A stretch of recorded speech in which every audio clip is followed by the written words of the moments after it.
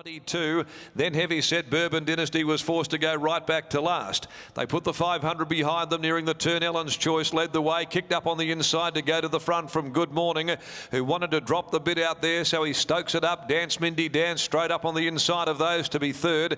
Then Puck Shapeshifter coming around them deeper, just in front of Star Glitter. Secret Charge, Two Silver Trees going up near the inside, and here comes Glimmer Girl starting its run at the 150 though. Ellen's Choice led. Here's Glimmer Girl winding up, cutting the margin down quickly, trying to go with it, Star Glitter, but Glimmer Girl now puts a stamp over the final part on proceedings and pulls away. Glimmer Girl beat home Star Glitter. Two Silver Trees down on the inside, third from 2 for 22, and then the tiring Ellen's Choice, Puck Shapeshifter, Heavy Set Bourbon Dynasty made up some ground late.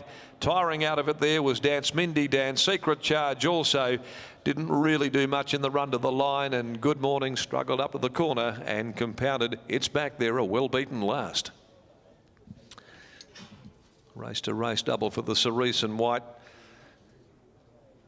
Williams and Smith combination. Glimmer Girl, Time Thief, 3-year-old filly. She came away from them quite comfortably in the final stages there to record her third victory in 5 starts. Number 10, Glimmer Girl. Wrong graphic up on the screen too, by the way. Number 10, Glimmer Girl, for Grant and Alana Williams. Glenn Smith. Again, another winner to come down that middle part of the track, the Crown, and even wider still.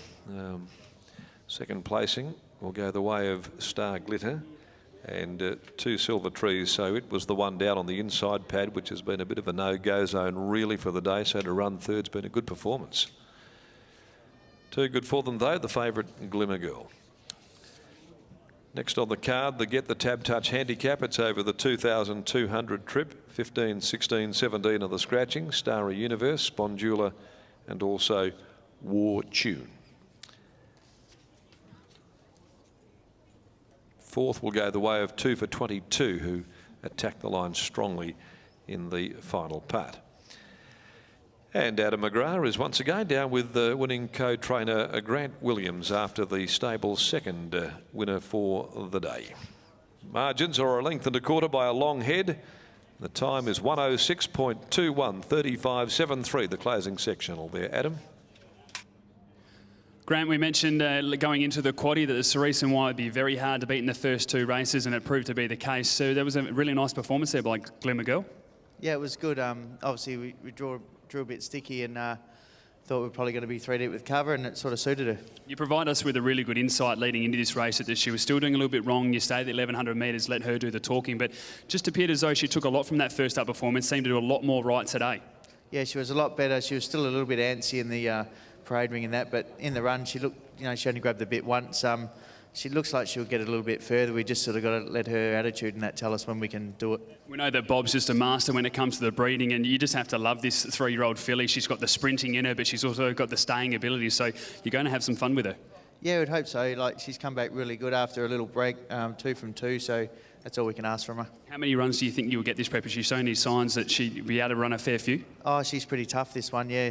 If we can stretch her out, she'll go through and hopefully go into some of those fillies races. It just depends on her attitude, like I said before. Let's hope that she continues to improve. Congratulations on the win. Thank you, mate. There's Grant Williams, and Mark, as we mentioned there, back-to-back victories now for this 3-year-old filly by Time Thief, and she makes it 3 wins from 5 starts. So she's ticking all the boxes for a horse that is continuing to improve. Yeah, she, as you heard there from Grant Williams, plenty of improvement to come. Another pretty armchair sort of ride for Glenn Smith, wasn't it? When they're that easy, it's very handy. But yeah, the Cerise and White to the fore again, and I think there are a few more nice ones coming over from New Zealand. Bob, of course, in New Zealand buying up big as he does, and some really nice bred ones. But yeah, hats off to Grant and Alana Williams again. They've done a fantastic job. It was interesting hearing from Glenn Smith prior to that race, mentioning about when William Pike's out, he does get the opportunity to take over the #1 rider, and although he is getting on those $1.60 favourites, as the pressure, as you mentioned, of the armchair ride, he is getting on some classy animals. It must be an amazing time for him, and looking forward to speaking to him again, because he does have to put in the effort to get down in the weights to ride these 55 kilo types. So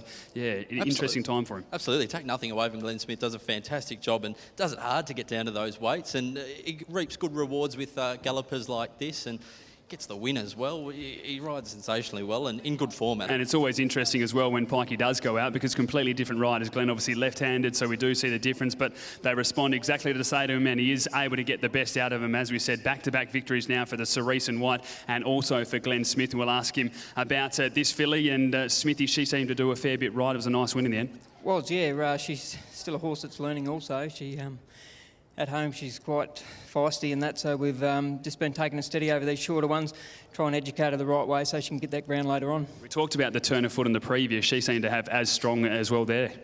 Yeah, I think the last one's probably, she's a year older and probably she's got a bit more scope, but this one she's got stay and pedigree and everything, so we just got to teach her the right way in her races so she doesn't pull too hard.